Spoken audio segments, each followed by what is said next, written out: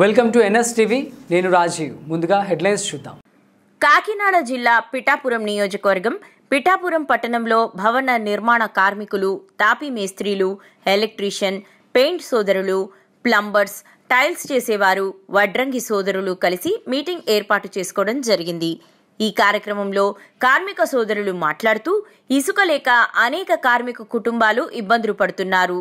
కార్మికులంతా ఒకరి కష్టాలు ఒకరు చెప్పుకొని ఇప్పుడు ప్రభుత్వం మనకు చాలా అన్యాయం చేసిందని చెప్పుకున్నారు.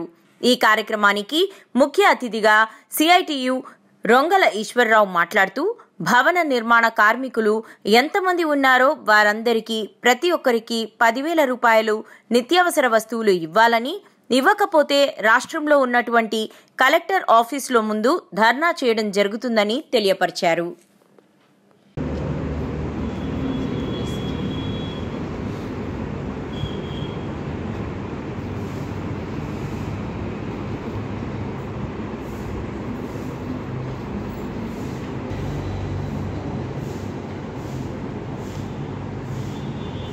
Building and other construction workers union Kakinada జిల్లా ప్రధాన కార్యదర్శి.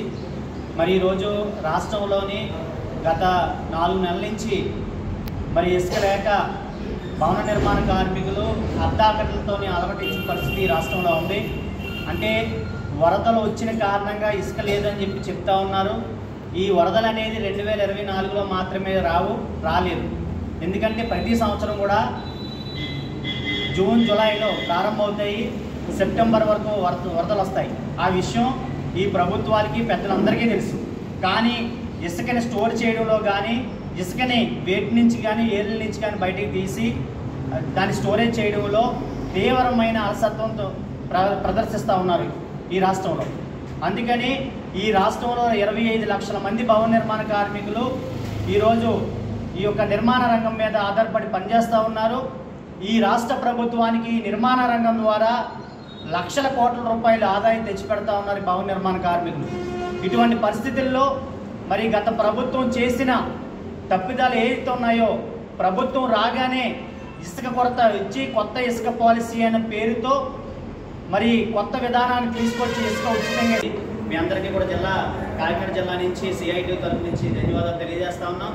ఈ కార్యక్రమానికి ఇచ్చేసిన భవన నిర్మాణ తాపీ మేస్త్రులు యూనియన్, కార్పెంటర్సు, పెయింటర్సు, తర్వాత ఎలక్ట్రీషియన్స్, ఈ 4 సంఘాల నుంచి ఈ సమావేశానికి హాజరయ్యారు. అభినందనలు తెలియజేస్తా ఉన్నాము. మరి ప్రకృతి సిద్ధమైన ఇసుకనే ఈరోజు వ్యాపారం చేసుకుని ఎమ్మెల్యేలు కానీ, మంత్రులు కానీ వ్యాపారాలు చేసుకుని వేల కోట్ల రూపాయలు సంపాదిస్తున్నారు. అంటే ఈరోజు సామాన్యుడు ఇల్లు కట్టుకునే పరిస్థితి లేకుండా చేశారు. అది మన భవన నిర్మాణ కార్మికులకి ఎక్కువ పన్ను ఉండాలంటే ఎవరు ఇల్లు కట్టుకుంటే ఎక్కువ పన్ను ఉంటాయి? డబ్బులు ఉన్న వాళ్ళ, లేకపోతే పేదవాళ్ళు కట్టుకుంటే ఎక్కువ మనకు పన్ను ఉంటాయా?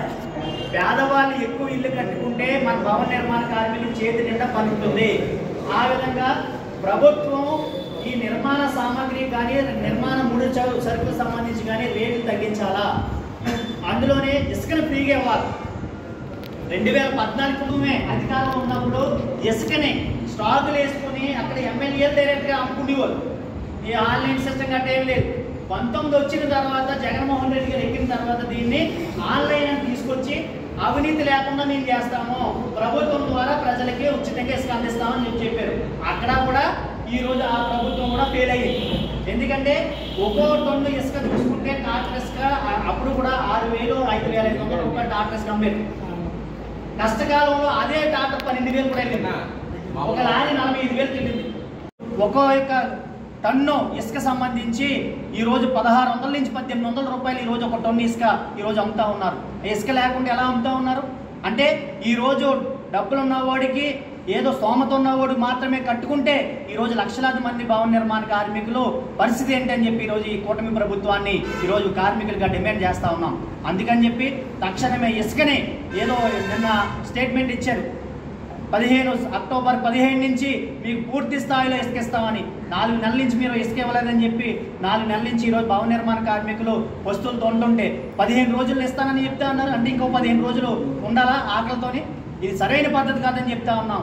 కాబట్టి ముఖ్యమంత్రి చంద్రబాబు నాయుడు గారు, డిప్యూటీ సీఎం పవన్ కళ్యాణ్ గారు కూడా విశాఖపట్నంలో మరి సభ పెట్టి పెద్ద ఎత్తున భవన నిర్మాణ కార్మికులు మా కూటమి ప్రభుత్వం ఆదుకుంటుంది, సంక్షేమ పథకాలు అమలు చేస్తాం, గత ప్రభుత్వం చేసిన తప్పిదాలు మేము చెయ్యము, మేము హామీ ఇస్తాం, మేము మేనిఫెస్టోలో మేము పెడతా ఉన్నాం అని చెప్పారు. ఆ మేనిఫెస్టోను అమలు చేసేది లేదు. తక్షణమే అమలు చేయకపోతే పెద్ద ఎత్తున భవన నిర్మాణ కార్మికులు కాకినాడ జిల్లాలోని కేంద్రీకరించి తప్పనిసరిగా మరి ఉద్యమానికి పూనుకుంటామని చెప్పేసి కోరుతా ఉన్న భవన నిర్మాణ కార్మికుల యొక్క ఆగ్రహావేశాలకి మీరు ముందుకు రావద్దు, రెచ్చగొట్టొద్దని చెప్పేసి ఈరోజు విజ్ఞాపన తెలియజేస్తా ఉన్నాం.